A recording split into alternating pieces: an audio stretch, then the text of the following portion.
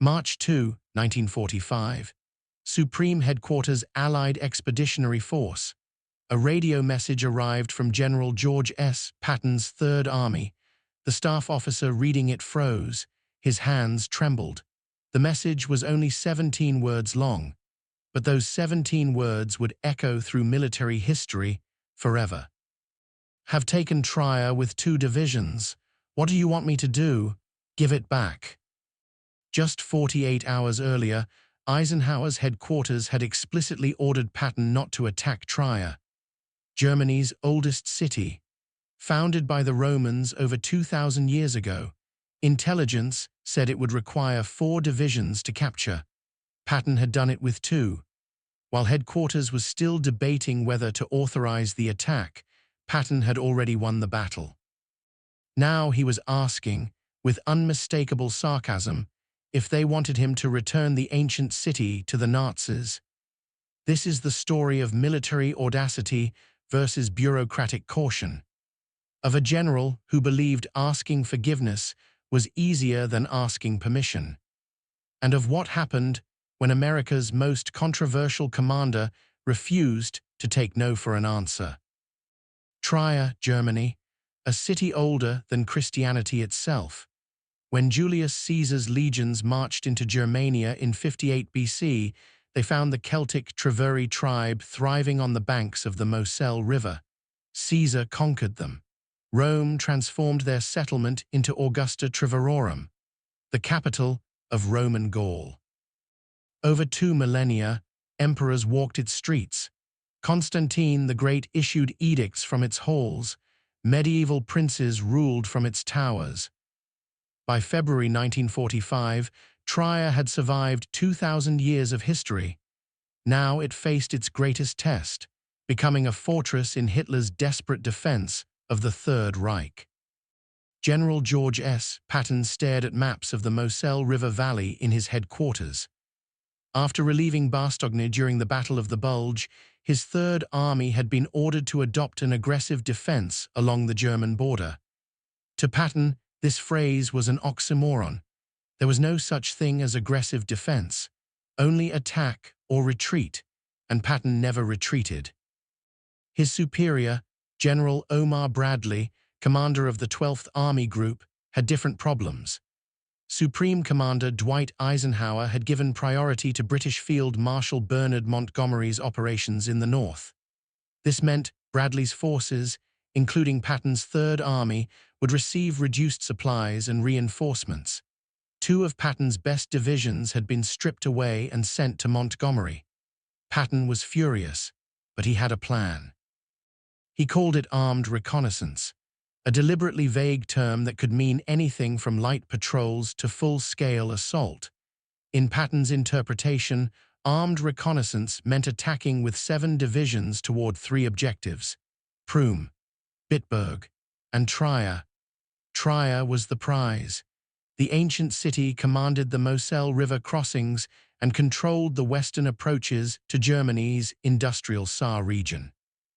Capturing it would rip a hole in the Siegfried Line and open the gateway to the Rhine. Intelligence estimated German strength in Trier at 1 full division, reinforced by artillery with additional reserves nearby. The terrain was brutal: steep hills, dense forests, rivers swollen by the worst winter in 38 years. On February 10, Bradley called Patton with bad news. Eisenhower was transferring more divisions from the 12th Army Group to Montgomery's command. Patton erupted. His Third Army, which had saved Bastogne and shattered German counteroffensives, was being treated like a secondary force. While Montgomery prepared another elaborate set-piece battle, Patton issued orders to his corps commanders. Major General John Milliken's Roman III Corps would drive through the Eifel region. Major General Walton Walker's Roman XX Corps would push toward the Saar.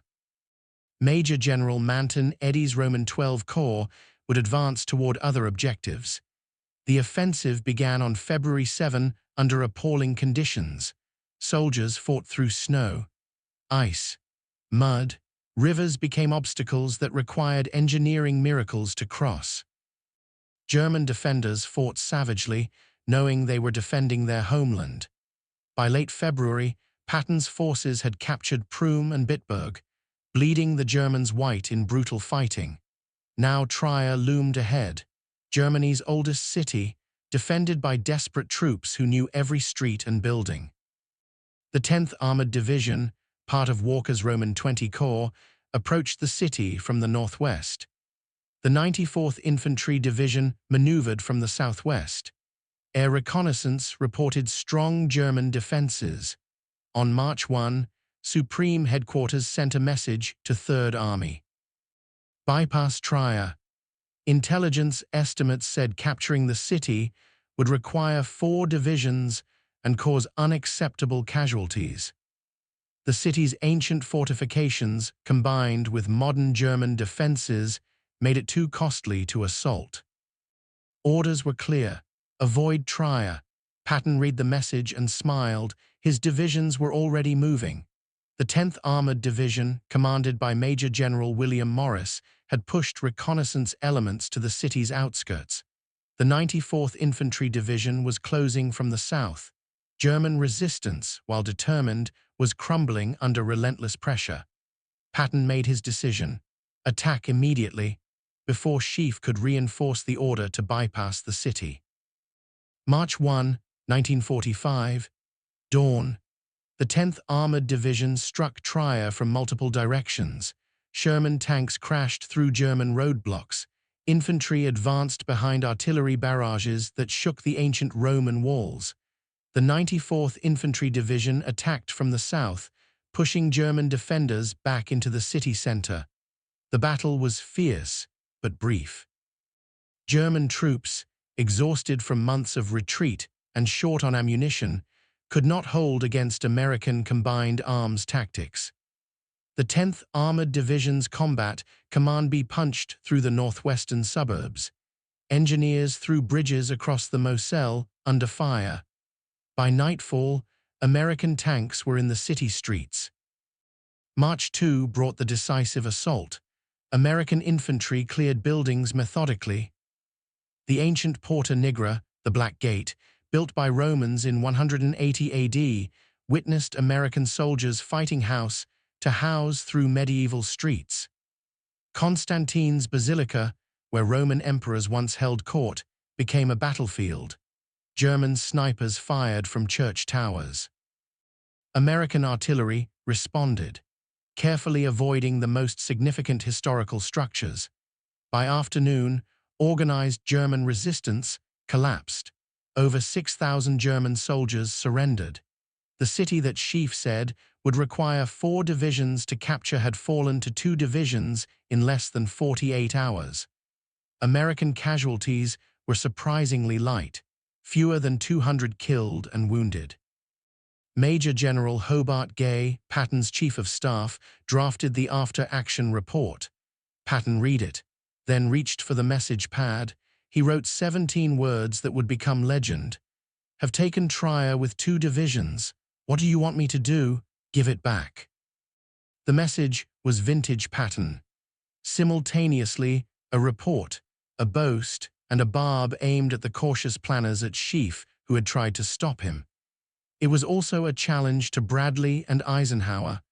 I have just captured one of Germany's most important cities ahead of schedule and under budget. What are you going to do about it? At 3rd Army headquarters, staff officers chuckled as they transmitted the message. They knew their commander's reputation for insubordination, but they also knew his track record. Since becoming operational in Normandy on August 1, 1944, 3rd Army had liberated more territory, captured more prisoners, and inflicted more casualties than any other Allied army in Europe. Patton's methods were unorthodox, his personality abrasive, but his results were undeniable. The message reached 12th Army Group headquarters in Luxembourg. General Omar Bradley read it with mixed emotions. Bradley and Patton had been friends since their days at West Point. They had served together in North Africa, Sicily, and France. Bradley knew Patton better than any other senior commander, knew his brilliance in mobile warfare, his instinct for exploiting enemy weakness, his relentless aggression. He also knew Patton's flaws, his insubordination, his political tone deafness, his tendency to create diplomatic incidents. The slapping incidents in Sicily had nearly ended Patton's career. His off-the-record comments to reporters regularly caused headaches for Eisenhower, and now this, openly mocking Schieff's intelligence estimates while reporting a victory won in defiance of orders.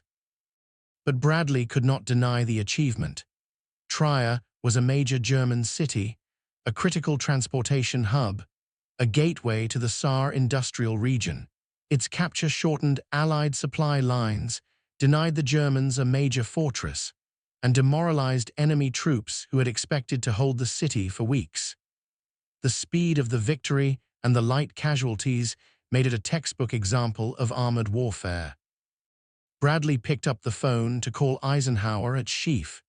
The Supreme Commander would need to know about this, both the victory and the message, and Bradley would need to manage Eisenhower's reaction carefully, because Patton had just done it again, achieved a spectacular military success while simultaneously insulting his superiors. Supreme Headquarters Allied Expeditionary Force, Reims, France. General Dwight Eisenhower sat at his desk reading Patton's message for the third time. Staff officers waited for his reaction. The room was silent except for cigarette smoke swirling in the afternoon light. Eisenhower's relationship with Patton was complex and decades old. They had met at West Point, served together in World War I, remained friends through the interwar years. When war came again, Eisenhower had given Patton command opportunities in North Africa and Sicily. Despite Patton's controversial reputation, after the slapping incidents nearly destroyed Patton's career, Eisenhower had protected him, kept him in the European theater, eventually given him Third Army. He had done this because Patton was irreplaceable. The Germans feared him more than any other Allied commander. German intelligence devoted enormous resources to tracking his movements. When Patton commanded the fictional First Army Group in England before D-Day, German High Command remained convinced the main invasion would come at Calais.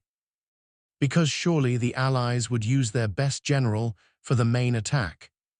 Now that best general had just captured a major German city in defiance of explicit orders, and his message was simultaneously a situation report and a provocation.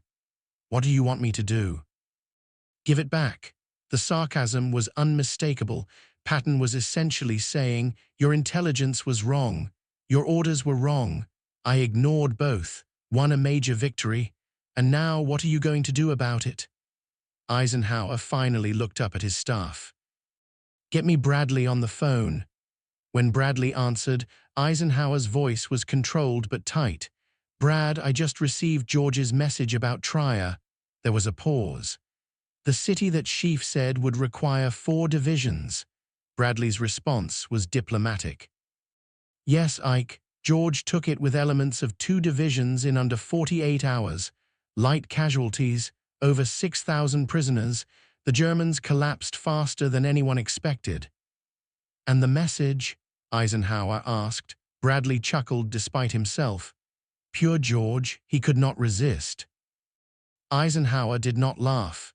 He was supreme commander of the largest military operation in history, responsible for maintaining coalition unity between American, British, Canadian, and French forces. Every decision had political dimensions. Montgomery was already sensitive about American operations stealing his thunder. The combined chiefs of staff in Washington and London scrutinized every move, and Patton had just publicly mocked Schieff's intelligence estimates. But Eisenhower was also a practical soldier. Trier was captured. The victory was real. The cost was acceptable. The strategic benefits were significant. Punishing Patton for succeeding would demoralize Third Army and send the wrong message to other commanders. And the Germans had just lost one of their most important defensive positions west of the Rhine. "What is the situation now?" Eisenhower asked. Bradley reviewed the tactical picture. The 10th Armored Division was consolidating control of Trier. The 94th Infantry was clearing remaining resistance. Engineers were already repairing the Moselle bridges for supply columns. Walker's Roman 20 Corps could now advance toward the Saar. The capture had created opportunities for the entire southern sector. Eisenhower made his decision. "Tell George good work on Trier, but tell him to cut out the sarcastic messages. I do not need his wit. I need his victories." Bradley smiled. "I will pass that along, Ike." After hanging up, Eisenhower returned to his maps. Patton had done it again, achieved the impossible through sheer audacity and tactical brilliance. Third Army was now positioned to launch the Saar-Palatinate offensive, which would destroy 2 German armies and open the road to the Rhine. Eisenhower would later chuckle when recounting Patton's Trier message to other commanders. It became one of the most famous communications of the war. But at the moment, the Supreme Commander had bigger concerns. Montgomery's Rhine crossing was scheduled for late March. The war was entering its final phase. Germany was collapsing, and George Patton, despite his insubordination and sarcasm, remained indispensable. 12 hours after receiving Patton's message, Bradley drafted his response. He needed to acknowledge Patton's achievement without encouraging more insubordination. He needed to keep Eisenhower happy while maintaining Patton's fighting spirit. And he needed to give Patton his next orders before the maverick general decided on his own what to do next. The message read, "Congratulations on capture of Trier. Well done. Do not give it back. Expand bridgehead and prepare for further operations towards Saar." The critical phrase was in the middle, "Do not give it back." Bradley was responding to Patton's sarcasm with humor, acknowledging the absurdity of the question while making it clear that victories once won must be held and exploited. It was the perfect response: practical, humorous, and strategically sound. When Bradley's message reached 3rd Army headquarters, Patton read it with satisfaction. "Well done" from Bradley was high praise. "Do not give it back" showed his superior had a sense of humor about the situation. And "prepare for further operations" meant Bradley was already thinking about exploiting the Trier victory. Patton called in his corps commanders. Major General Walton Walker, whose Roman 20 Corps had captured Trier, arrived first. "Congratulations, Troy," Patton said, using Walker's nickname. "You just took a city Chief said was impossible. Now I need you to do the impossible again." Patton outlined his vision. Trier was not the objective. It was the starting point. The real prize was the Saar-Palatinate region, the industrial heart of Western Germany. If Third Army could advance rapidly from Trier, cross the Saar River, and drive southeast toward the Rhine, they could trap 2 entire German armies in a pocket. It would be the greatest encirclement since Falaise, but he needed Bradley's approval. And Bradley needed Eisenhower's approval. And Eisenhower was busy managing Montgomery's elaborate Rhine crossing plans, so Patton did what he always did. He prepared for the operation he wanted to conduct, positioned his forces optimally, and waited for the right moment to propose it. March 5 brought that moment. Eisenhower, pleased with overall progress and mindful of the opportunity created by Trier's capture, authorized Bradley to order Patton to advance into the Palatinate. Bradley's message to Patton was brief: "Take the Rhine." Patton needed no further encouragement. On March 13, he launched the Saar-Palatinate offensive. What followed was one of the most devastating campaigns of World War II. March 13-22, 1945. In 9 days, Patton's Third Army conducted an operation that military historians still study as a masterpiece of mobile warfare. Launching from Trier and other positions along the German border, 8 divisions tore through German defenses, in a campaign of speed, violence, and coordination that left the Wehrmacht reeling. The 10th Armored Division, which had captured Trier, drove southeast into the Palatinate. The 4th Armored Division slashed through German rear areas. Infantry divisions cleared fortified positions while armor exploited breakthroughs. General Alexander Patch's 7th Army attacked from the south. Together, they created a massive pocket that trapped German forces fleeing toward the Rhine. In those 9 days, 3rd Army captured 68,000 German prisoners, killed or wounded 99,000 more, liberated 3,700 cities, towns, and villages, seized over 6,000 square miles of enemy territory, effectively destroyed the German 7th and 1st Armies as fighting formations, and they did it while advancing over 100 miles through difficult terrain against an enemy fighting on home soil. The cost was significant, thousands of American casualties, but the achievement was undeniable. The Saar-Palatinate campaign shortened the war. German forces that might have defended the Rhine for months were shattered in 9 days. Industrial facilities that could have supported continued resistance were captured or destroyed. And 3rd Army reached the Rhine River on March 22, ready to cross. Trier's capture had made it all possible. That city, dismissed by Schief as too costly to attack, became the launch point for one of the war's decisive campaigns. Patton's audacity in attacking when ordered to bypass had created opportunities that methodical planning never would have achieved. General Omar Bradley would later write in his memoirs, "George was a magnificent soldier. His vigor was always infectious, his wit barbed, at once stimulating and overbearing. When the chips were down, George was the man to have on your side." He never explicitly mentioned the "give it back" message, but the incident exemplified everything Bradley admired and feared about his old friend. Brilliant tactical instinct combined with an insubordinate streak. Eisenhower, in his post-war reflections, acknowledged Patton's unique value. When asked about difficult subordinates, he said he would take one Patton over 3 conventional commanders. The Supreme Commander had spent the war managing Patton's excesses while exploiting his genius. Trier was a perfect example. Patton had violated orders, mocked his superiors, and won a victory that validated his judgment. The "give it back" message entered military legend. It appeared in histories and memoirs and movies. It became shorthand for aggressive leadership versus bureaucratic caution. Young officers at West Point studied it as an example of operational art, how tactical success creates strategic opportunities.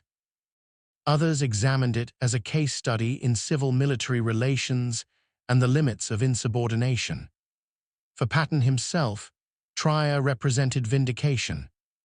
After being sidelined for the slapping incidents, relegated to a deception role before D-Day, and repeatedly given secondary priority in operations, he had proven his worth through results.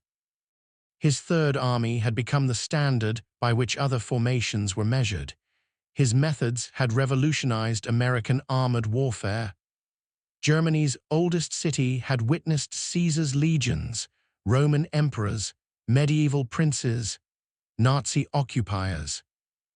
In March 1945, it witnessed American audacity at its finest. A general who refused to accept no for an answer. A staff officer who transmitted the most sarcastic message in military history.